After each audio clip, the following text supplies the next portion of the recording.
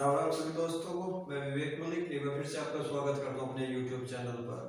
देखिए दोस्तों, ये सेशन हमारा हिंदी का होगा और हिंदी में भी हमारा जो टॉपिक चल रहा था व्यंजन चल रहा था। व्यंजन में हमारी एक क्लास हो चुकी है और उसमें हमने व्यंजन के दो भेदों के बारे में पढ़ लिया है। जैसा कि हमने आपको बताया था व्यंजन के 5 भेद होते हैं और उसमें से 2 भेद मैं करा चुका हूँ। आज बारी है इससे आगे की। तो व्यंजन का आज हम पढ़ेंगे तीसरा भेद और तीसरा भेद है आपका अंतस्थ व्यंजन।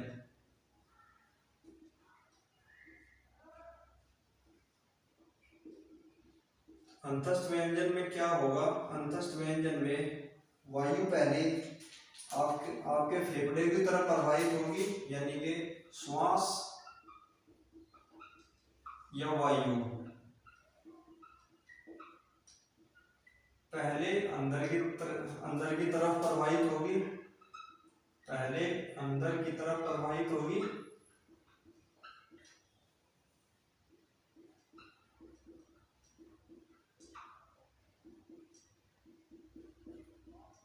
पुनः बाहर आएगी।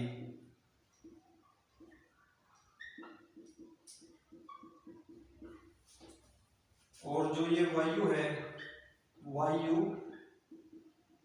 बिना घर्षण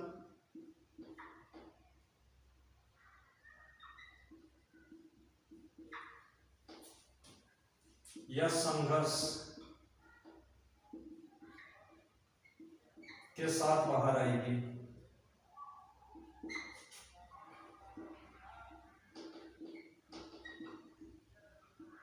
अर्थात जो वायु बाहर आ रही है उसमें किसी भी प्रकार का संघर्ष नहीं होगा, न ही उसमें घर्षण होगा।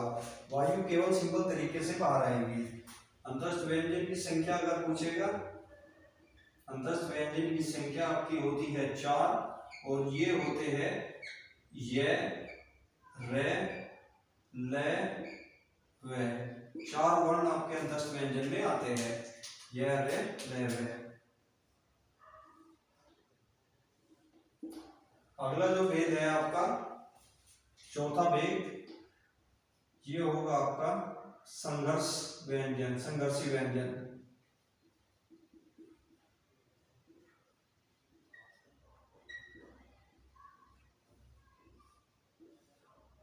सबसे पहले तो इनके अन्य नाम पूछता है। कहीं वो संघर्षी व्यंजन देगा, कहीं उष्ण व्यंजन देगा, कहीं ऊष्णमान व्यंजन देगा। तो 3 इसके मुख्यतः नाम होते हैं। तो इसके अन्य नाम लिखिए। इसके अन्य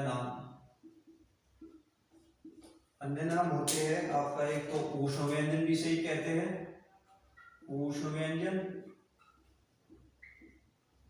दूसरा इसी का नाम होता है ऊष्णमान व्यंजन।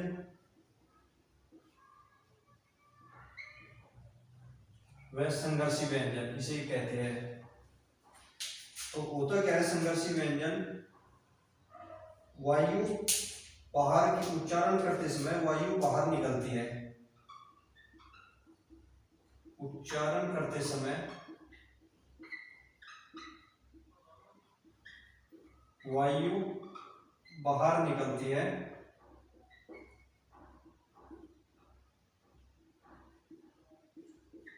लेकिन घर्षण या संघर्ष के साथ।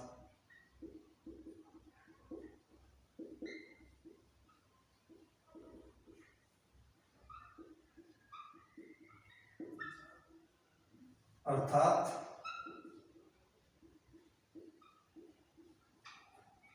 गर्म वायु उच्चारण में गर्म वायु बाहर निकलेगी।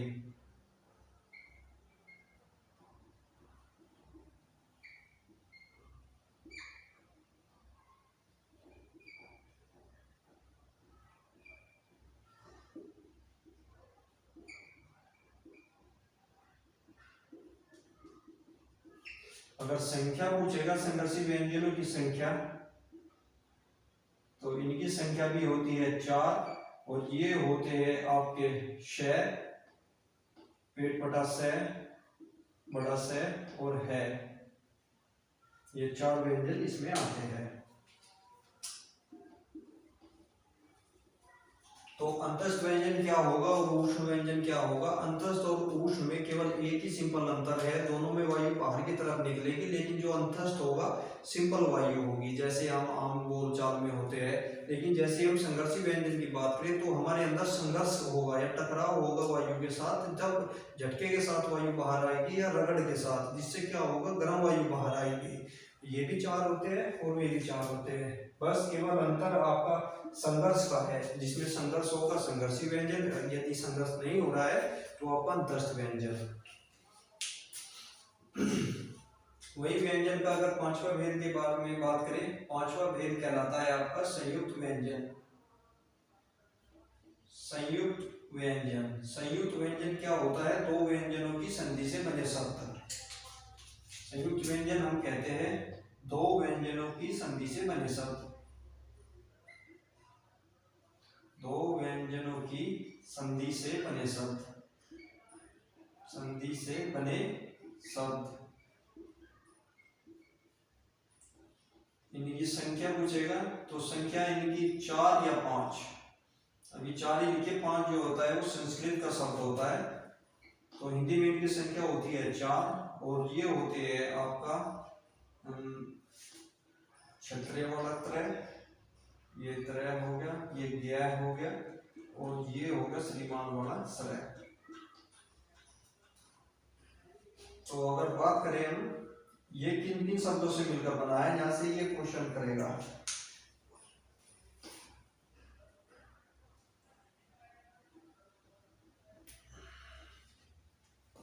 इनकी संख्या 4,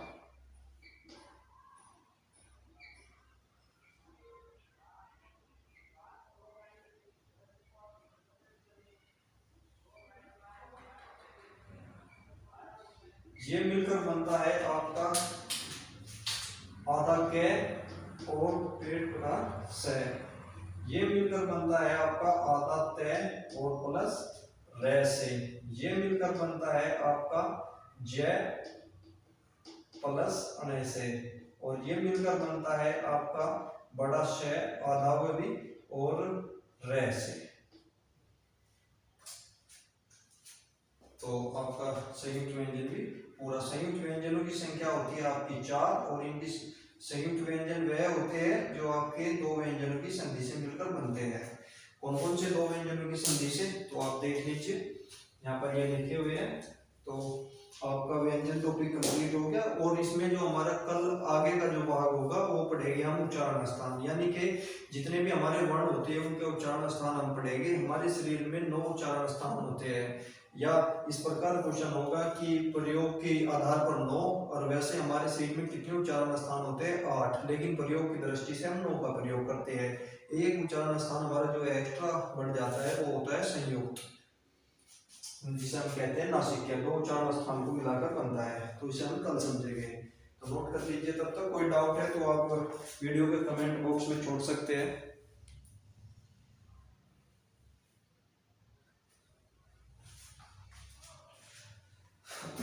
आज हमने 3 भाग के बारे में पढ़ाया, एक दिन इनकी प्रैक्टिस का भी हम सेशन लेंगे।